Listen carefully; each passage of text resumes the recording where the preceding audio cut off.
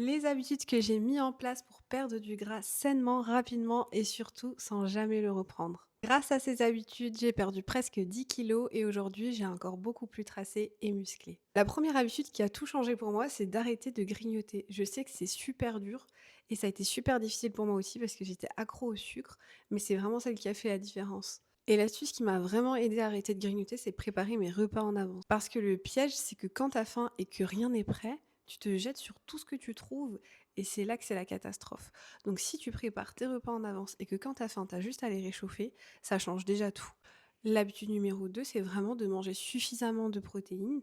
C'est vraiment essentiel pour arriver à cette sensation de satiété. Donc tu auras forcément envie de beaucoup moins grignoter et surtout le plus important, c'est que dans une perte de gras, il est essentiel de préserver sa masse musculaire et tu auras aussi un rendu beaucoup plus tonique.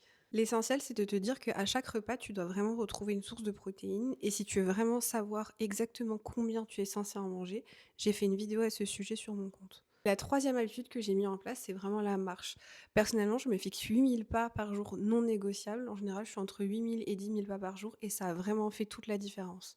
Ça te permet de te rajouter une dépense physique supplémentaire sans trop te fatiguer et sans trop te frustrer. Et surtout, en général, sur le long terme, c'est beaucoup plus faisable que de se dire que on va faire 5 séances de cardio par semaine. À côté de ça, je fais entre 3 à 5 séances de sport par semaine en fonction de mon emploi du temps. Mais les 3 choses vraiment essentielles que tu dois retenir, c'est d'arrêter de grignoter, donc de préparer tes repas à l'avance si possible, de manger plus de protéines et de marcher. Et si jamais tu as besoin d'autres conseils ou que tu souhaites que je développe d'autres sujets, n'hésite pas à me le dire en commentaire.